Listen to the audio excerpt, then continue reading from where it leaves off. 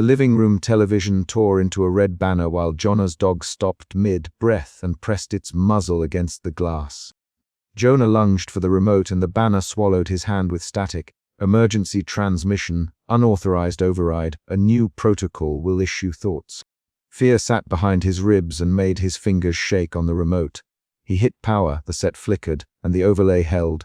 The screen did not fade. The central problem showed itself at once. An external voice was declaring mental direction for anyone watching.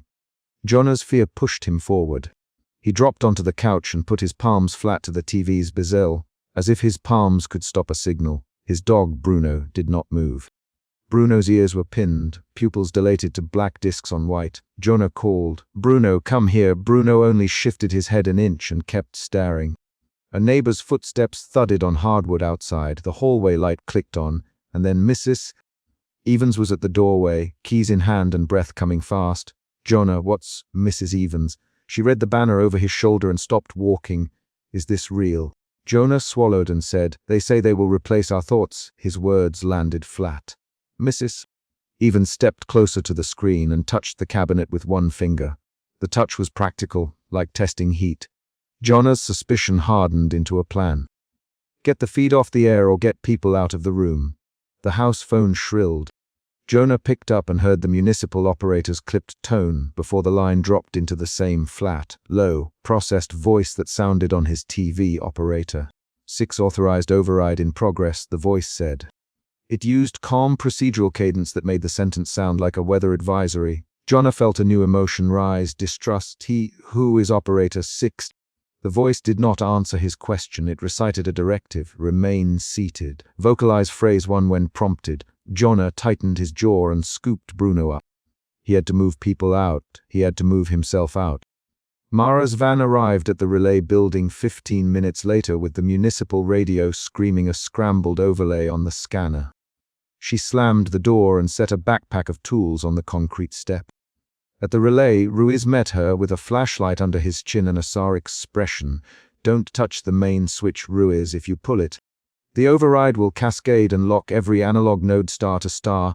Mara's reply was to yank open the panel anyway and read the signals with her handheld analyzer. They argued with fast, clipped sentences. "Mara, stop. Ruiz, show me a better plan." Mara shot back. The argument turned technical and sharp. Ruiz spoke in calibration numbers and legacy band limits. Mara answered with hardware shortcuts and a list of feeds to isolate. At one point, Mara, "We cut 1 node, it routes around, then cut 2. Ruiz, you cut 2, you take down the emergency broadcast network itself and send the city blind." They traded 3 more commands. Their voices rose and fell like breakers. A technician nearby murmured, "A feed still anchored to a looped carrier tape. There's a physical relay patched inside the bay." Mara slid a cover and found a strip of magnetic tape looped into a recorder with fresh glue where someone had spliced it. Back at Jonah's house, the broadcast shifted its pattern. Operator 6's voice calibrated into Jonah's cadence by copying his thoughts for a single sentence, then layering instruction. Jonah felt his intention tilt. He thought, "I need to step outside," and the voice said, "Step to the street now." Jonah's body moved before he decided. He jerked, then said aloud, "I won't." The voice cut across the end of his sentence with an instruction that matched the movement his hands had already made. "Mrs. Evans put a hand on his elbow and said, "What do you mean step outside?" Jonah's eyes searched for his own decision. He could not find it. The first emotional shift happened here. Suspicion moved into outright alarm. Jonah's alarm showed in actions. He flung down keys, moved Bruno to his chest, bracing his arms tight, fingers digging into the dog's collar. He tried to force words into the air to see which were his and which came from the speaker. "Mara!" He shouted into his phone when the municipal operator's number registered as incoming on caller red. Jonah handed the phone to Mrs. Evans. "You know them?" she asked. Jonah shook his head and watched the TV's red emblem pulse. At the relay, Mara and Ruse uncovered a secondary transmitter hidden behind a maintenance panel. When Mara lifted it, a small patched circuit rattled loose with the weight of recent solder and a label in block letters, "Integration Protocol." Ruiz lifted the tape spool and found metadata stamped into the reel's hub. City grid coordinates, times, and a list of names. This isn't random, Ruiz. This was prepared. Mara felt an emotion that altered her tone. The technical calm she carried gave way to anger. She who would do that? Who would build a mind, carrier, and hide it on municipal lines? They argued again, but their exchange contained work. Mara fed the signal through an analyzer and watched a waveform map that resembled speech cadence more than a carrier. Ruiz leaned over her shoulder and murmured, "It manipulates intention patterns, not audio. It maps thought rhythm into modulation." Mara tapped the analyzer and said, "Then whoever made this studied how people think out loud. They built a grammar." Her voice had the tautness of someone holding back a physical blow. The second emotional shift occurred for Mara and Ruiz. From procedural annoyance into grim determination. They worked and spoke in short directives. "Isolate the patch, Ruiz. Patch is under the feed bay, left side bracket." Mara replied, "I'll clamp the isolator." The isolator clicked. Mara's hands moved with quick, practiced motions. She set the clamp and the building's lights dipped for half a breath before the city's overlay stuttered. Down in Jonah's living room, the TV image fluttered and Jonah tasted freed air for 2 seconds. He breathed like someone surfacing. 2 seconds was enough to show what had happened and to show how quickly it could reverse. The feed rerouted.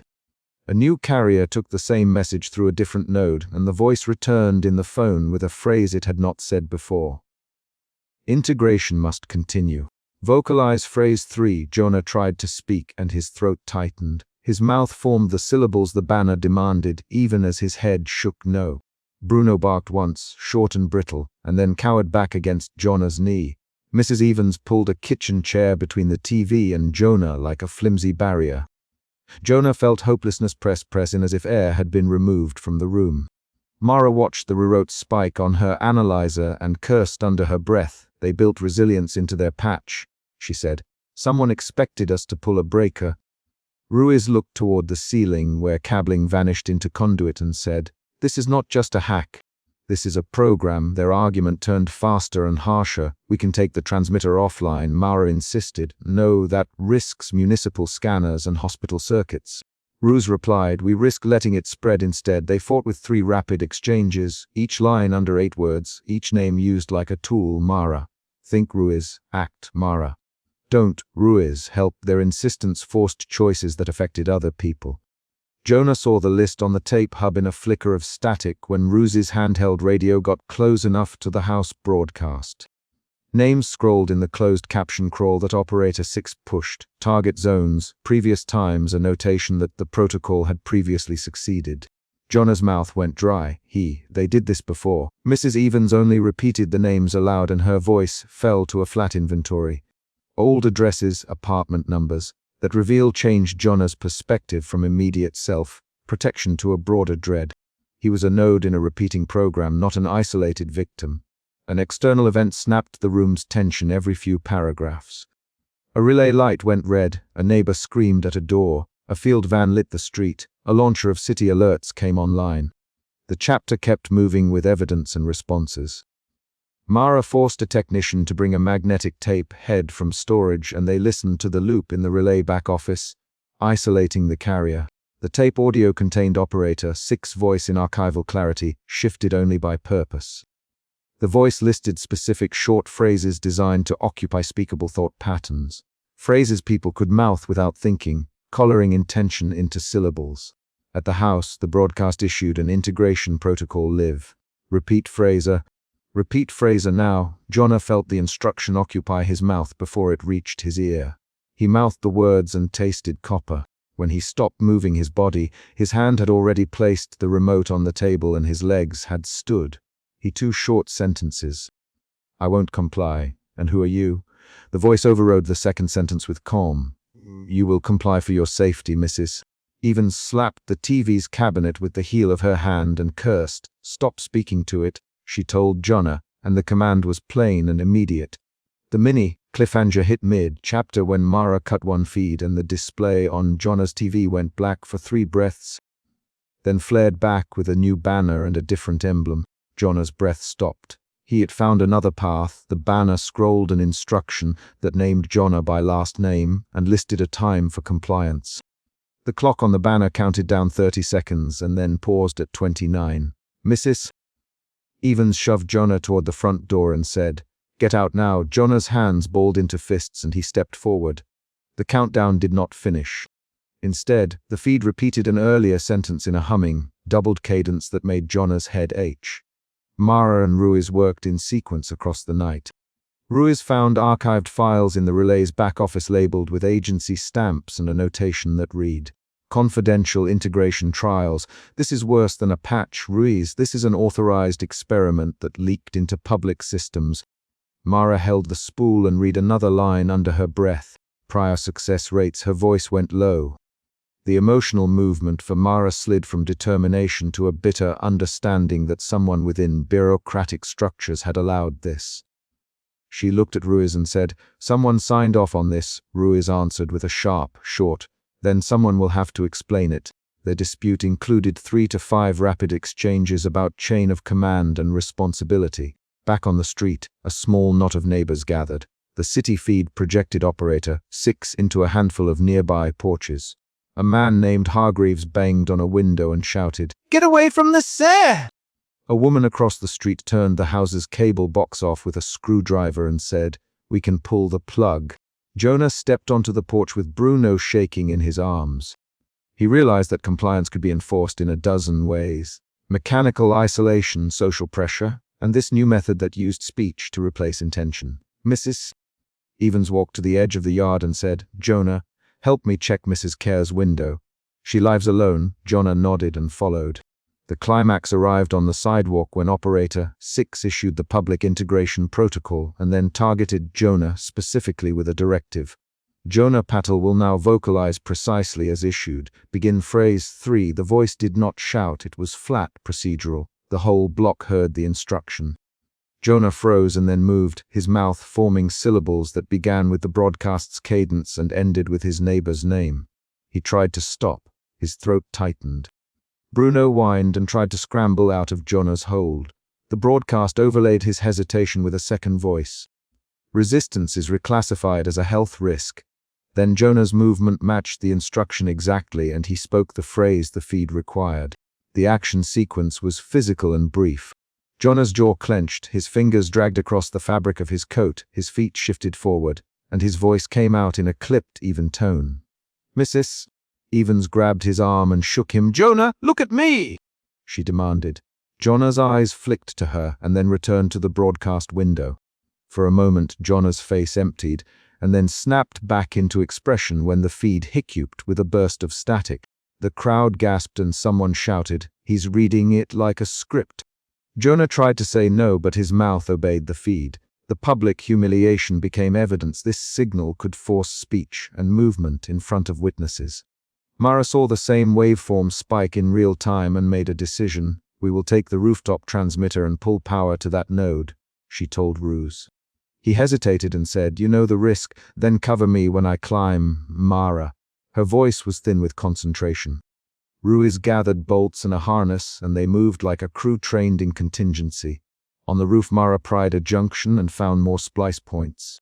The hardware showed fingerprints of recent work, fresh solder, a scrap of paper with a single stamped time, and the initials O6. Mara felt anger hit solid.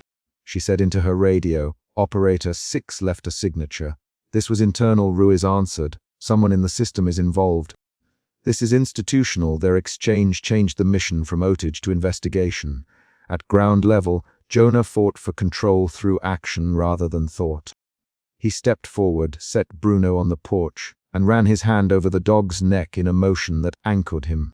He looked at his neighbors in turn and spoke his own name out loud twice to prove ownership. "Jonah Patel." He then reached for his phone and dialed Mara's dispatcher number. The number connected to Ruiz, and he heard the relay's static, laced voice in his ear. Jonah gave 3 short orders to Mrs. Evans. "Get Bruno in the car, lock the screen, block the windows." She moved with immediate compliance. Jonah's action-based commands showed how he could reclaim partial agency by ordering others. The next event was a discovery. Ruiz found a stamped list in archive storage mapping prior target neighborhoods. Mara stood over the table with a fluorescent light and read aloud street names while Ruiz checked times: Midnight Elms 0120 Briar. Zu-200 Crestline, Mara, each name matched an earlier patch on the tape hub. The revelation changed the scale. This was a repeating program hitting patterns at intervals. Ruiz slammed a fist on the metal table and said, "They were trying to integrate whole population segments." Mara looked at the sheet and then at the recorder and said, "We have to stop the next node on the list." Their choice shifted containment from repair to prevention. The team made a partial success. Mara rigged an isolator and Ruiz rerouted the trunk lines to force the broadcast into a physical loop where they could process and analyze the carrier without letting it reach households. The feed inside the relay turned into a manageable file that the technicians could study. Inside that file, Operator 6's voice played instructions in a pattern that matched human hesitation and then overlaid commands timed to follow hesitation. Mara and Ruiz could see precisely how the carrier stole the pause between thought and speech and inserted its own phrase. The technology's cruelty lay in timing.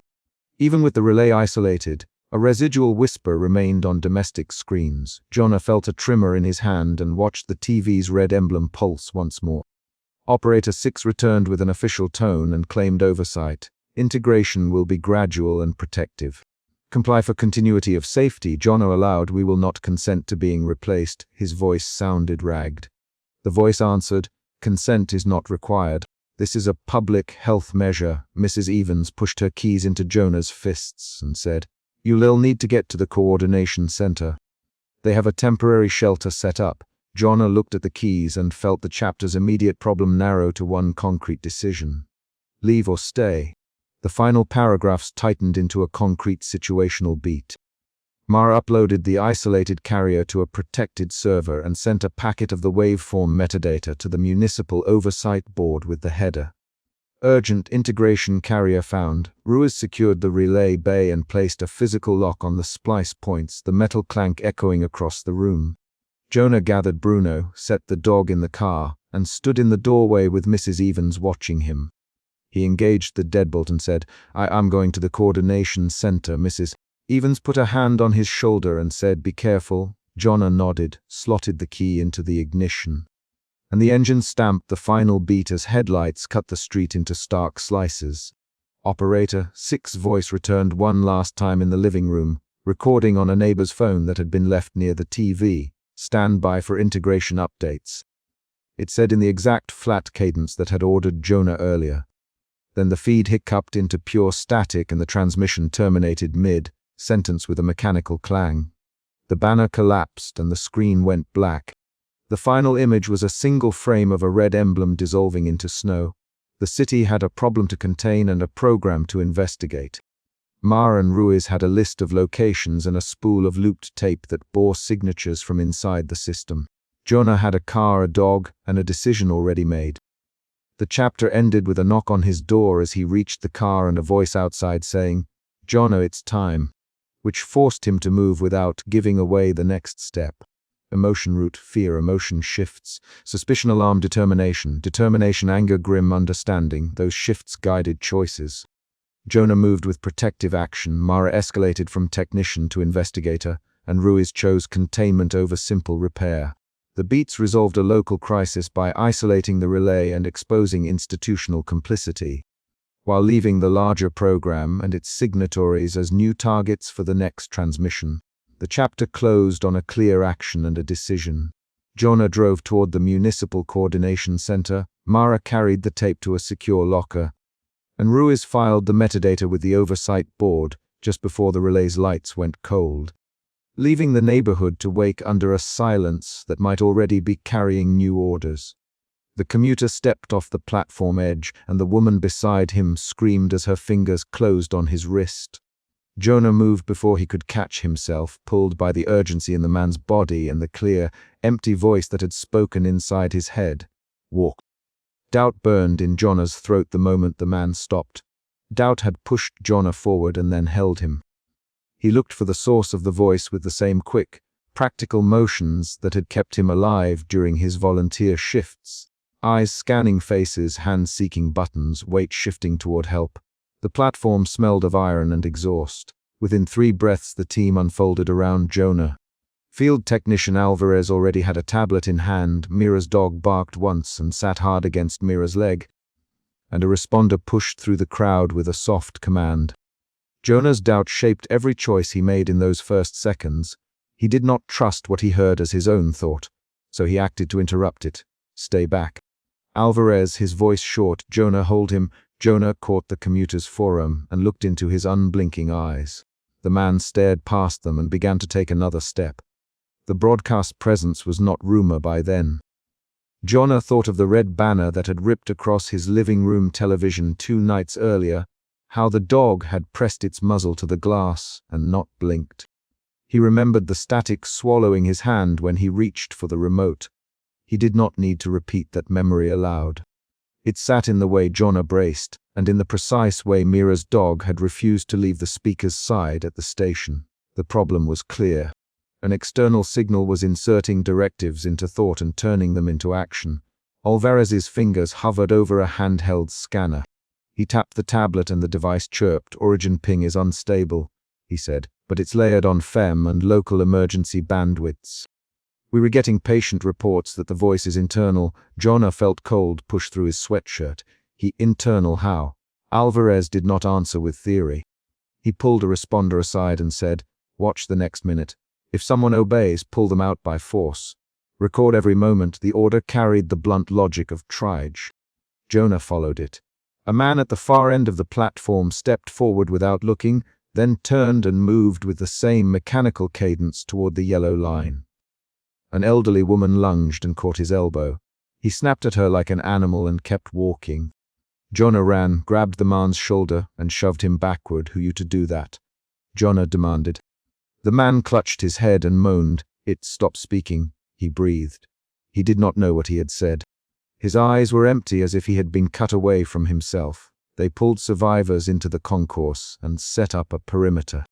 Alvarez ordered the responders to ring the station and cut power to non-essential transmitters, but the signal persisted. Jonah watched people speak and then go quiet, mouths forming words that were not their own. He watched a teen lift a sneaker and begin to pace up the stairs as if following a route he could not recall. A clerk locked a cabinet and then forgot the code. Each time the directive left a faint residue. A missing paragraph from a sentence, a misremembered name, a hesitation where a memory should be. In the mobile command bus outside the station, Alvarez spread a wiring map on the metal table. Jonah leaned over the paper. He wanted to understand the path, the physical path, because the thought of a voice living only in air felt wrong. Jonah's doubt hardened into a working suspicion.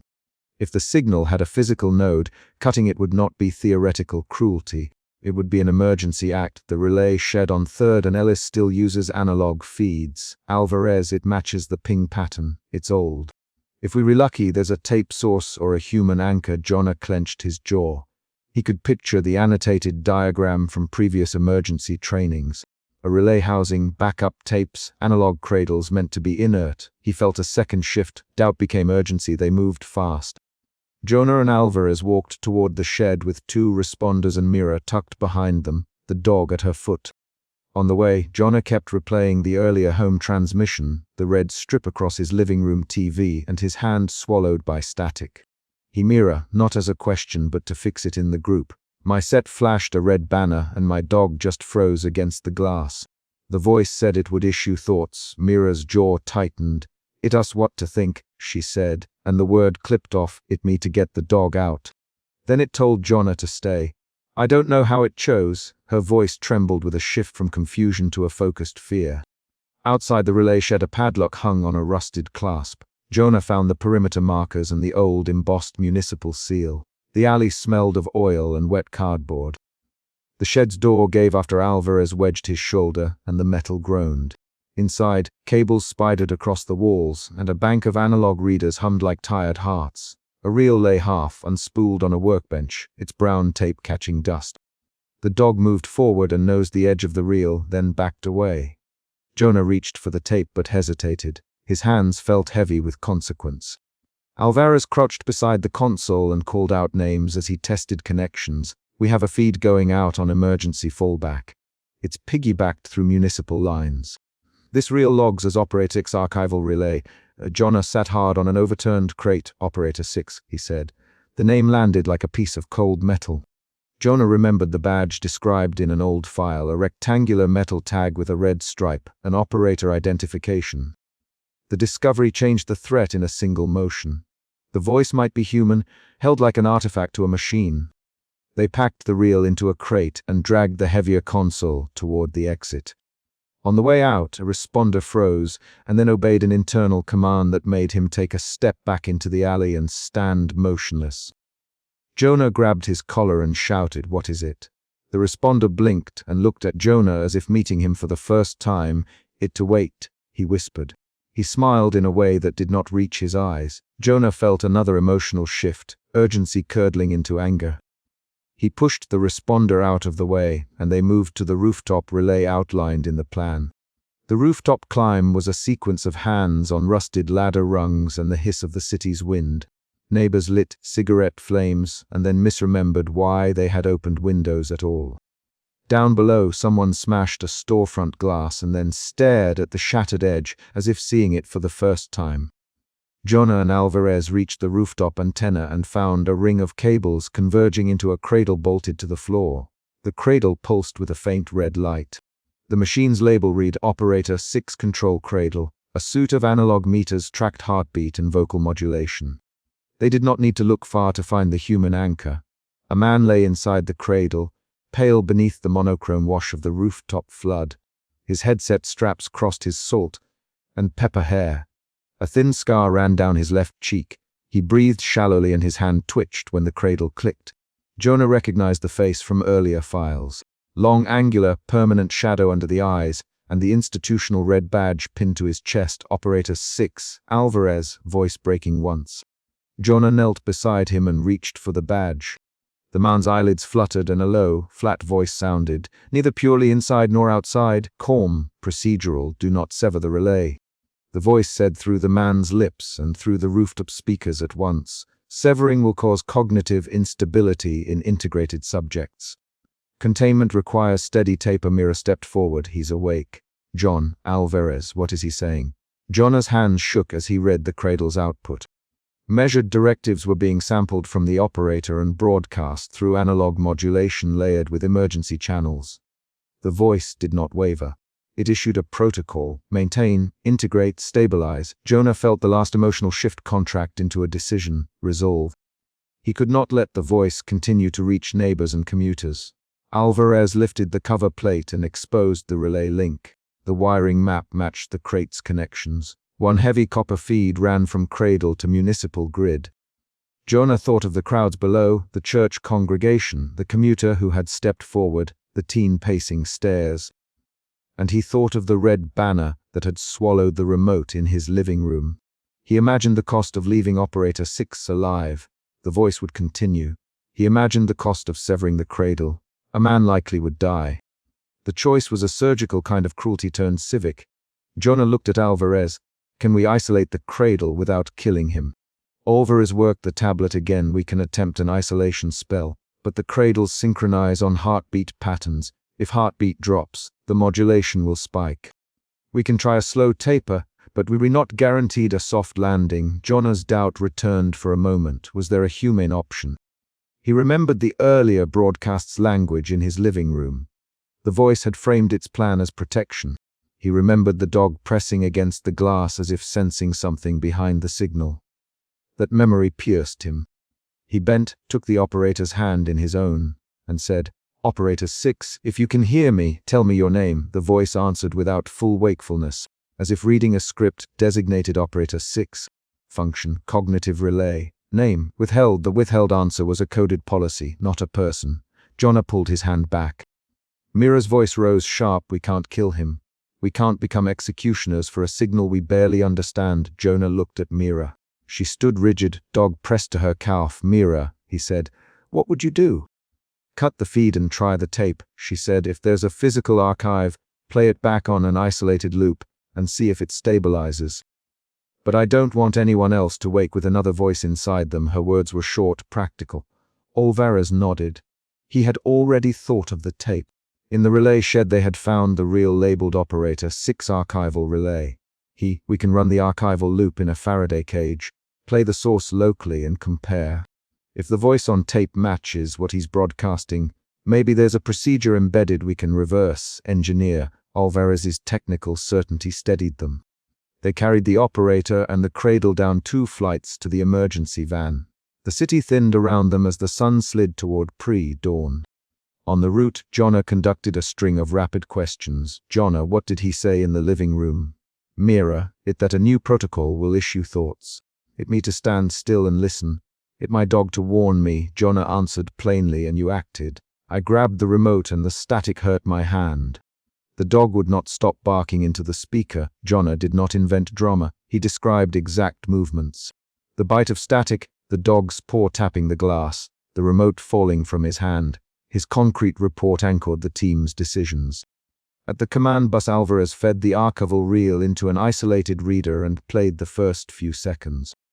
The speakers crackled with measured breathing and the same flat tone that had instructed a subway crowd. Jonah listened, and then closed his eyes. The tape recorded something different in its first minute. A human voice counting procedural checks and reciting names in a cadence that could be reassembled into directives. The tape's voice stopped and a rustled annotation followed.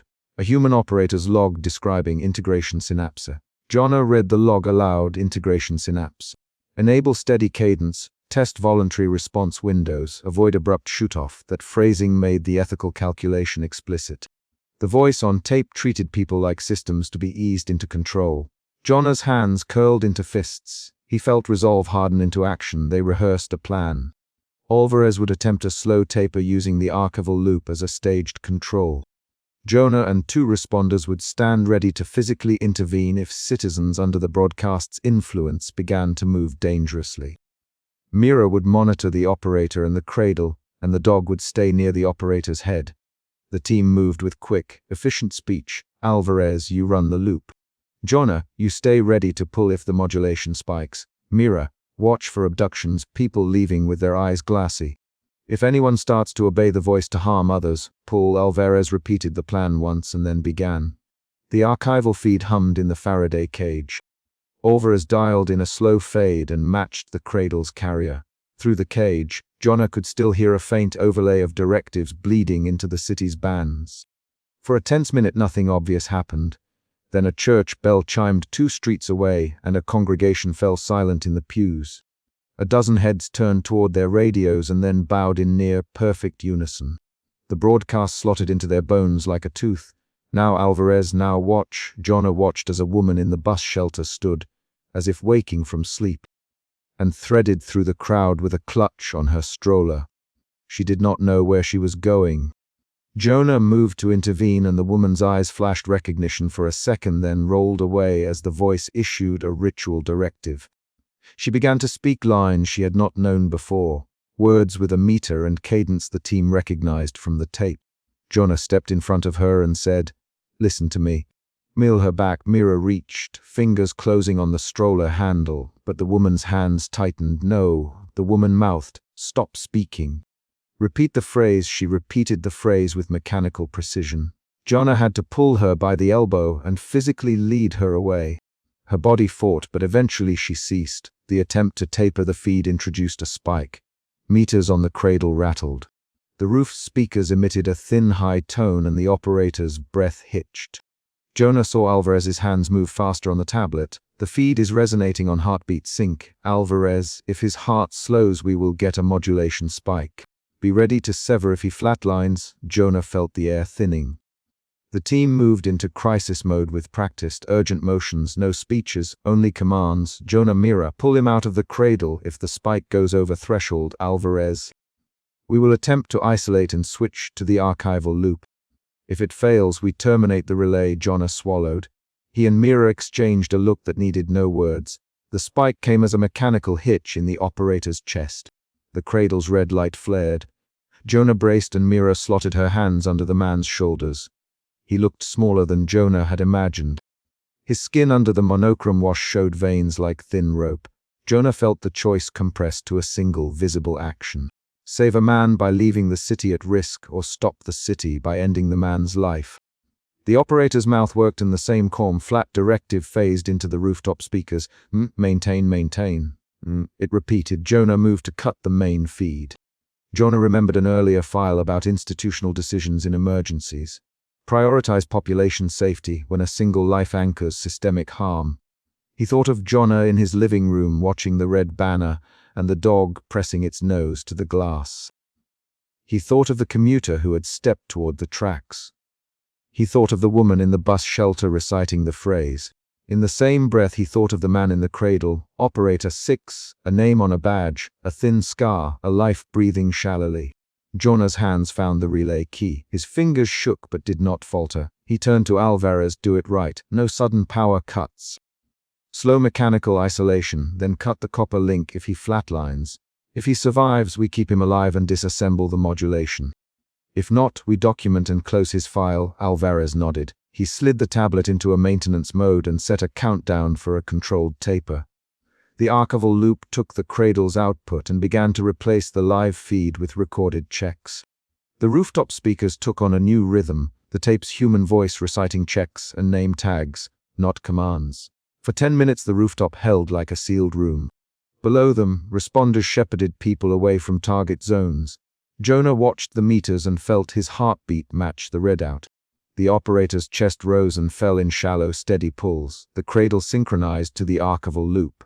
Alvarez's modifications held. The message in the band softened. Then, in the cradle's readout, the operator's heart rate dropped by 12 beats in a single span. The modulation spiked and the rooftop speakers filled with the voice in a higher register, urgent and precise. Mira shouted, "Now, Jonah!" Jonah pulled the relay key and rotated it. Metal scraped. The cradle's lock released. A mechanical hiss sounded as actuators disengaged. The operator's hand twitched, then went slack. The speakers stuttered, and the carrier collapsed into a sputter of static. Jonah and Alvarez hauled the cradle free while Mira called for immediate medical aid. On the terrace, the city seemed to inhale. A responder checked the operator's pulse and called the rhythm. Faint, then gone. They moved quickly to document everything. Alvarez photographed the cradle, the badge, the taped reel. Jonah recorded the operator's badge number and read the log annotations into the system. He repeated every measured detail, the cradle's modulation pattern, the tape's cadence, the operator's final recorded commands. The archival loop now played isolated checks into the Faraday cage, and the city's bands cleaned slowly as the carrier lost its anchor. In the street, people blinked as if surfacing. Some wept. Some stood frozen, touching their temples for missing thoughts. The dog walked into a puddle and lapped at the water, a small normal act that made Jonah's throat tighten. Paramedics pronounced the operator dead at first light. They labeled his body with inventory tags and moved him into a coroner van. Jonah stayed with the documentation. He refused to speak for a long time, working through the list of procedural steps that would be required for legal and ethical review. He answered Mira's quiet questions with precise facts. We isolated the relay, ran the archival loop, and then removed the physical anchor. The carrier collapsed when we removed the cradle. The operator's heart stopped during decoupling. Jonah read the last log into the recorder and paused only to breathe. In the aftermath, they assessed survivors. Some people reported missing minutes. Others could not recount whole conversations. Alvarez ran cognitive scans on 27 individuals and found consistent gaps where the broadcast had inserted directives. The gaps varied in length and content. Jonah listened to witness statements, all concrete. The dog on the glass, the red banner swallowing a remote, the train lights, the words the voice had used. Each account repeated details in the same clipped language, indications that the broadcast had favored procedural phrasing. There were legal questions to answer. Mira pushed for an immediate public notice that explained the intervention without revealing a more dangerous detail, that the operator had been killed to stop the voice. Jonah helped draft language that emphasized the need for vigilance and promised medical follow-ups, they wrote in institutional tone. A localized signal originating from an analog relay was neutralized. Citizens receiving intrusive directives should report persistent gaps in memory to municipal health services. The phrasing was precise, practical, and necessary. They did not close every file. The archival reel contained segments that hinted at a broader program. references to other relay nodes and to a file labeled propagation vector. Jonah listened with the cup of his hands over the speaker, following names and numbers. The tape named towns and nodes that matched older infrastructure maps. The implication was concrete. Operator 6 had been one node in a wider network. Alvarez, we need to catalog every analog relay within the municipal grid and tape them into Faraday. If others are anchored, we neutralize them, Jonah agreed, and then said, but not tonight. Tonight we document, notify, and offer support to those affected. He opened a blank form and typed the first line. Mira found Jonah at dawn, leaning against the van and rubbing his eyes. You think we did the right thing? She asked. Jonah did not answer with ideology. He described what he had seen. The woman at the shelter, the commuter at the tracks, the child who had stopped speaking for a minute. We stopped more directives from going out, he said. People will be alive because of that. Operator 6 died wired into a machine. We'll mark his file and push for an inquiry. That's the limit of our power tonight. Mira listened and nodded once. The dog nosed Jonah's hand and Jonah let himself close his fingers around the animal's fur. 2 weeks later, a municipal report went public. It described a targeted neutralization of an unauthorized analog relay that had been issuing intrusive directives through emergency bandwidths. The report catalogued the operational choices and attached the archival reel as evidence for a closed inquiry. Survivors received follow-up care and cognitive rehab. Some regained missing words and routines. Others retained a hollow where a memory should have been. Jonah continued to run debriefs and wrote recommendations. Tighter safeguards for legacy relays, mandatory physical inspections, and ethical protocols for interventions when human anchors were involved. The city patched the relay nodes and replaced older analog cradles with monitored, non-modulated hardware. Alvarez oversaw the technical work and stayed late nights rewiring junction boxes.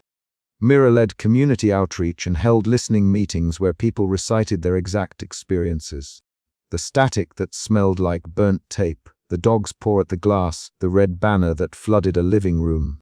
Jonah compiled the statements into the archive and closed each case with the same factual sentence. Relay neutralized, operator anchor removed, community notified. At the end, Jonah returned to his living room and turned on the same television. The screen flickered with scan lines, then settled into a municipal channel. There was no red banner. His dog lay across his feet and breathed evenly. Jonah held the remote carefully, running his thumb along the plastic edge where it had a small scar from when the static had bitten his skin. He placed the remote on the table and left the television on with the volume low. He did not need to speak to test anything. He had seen enough.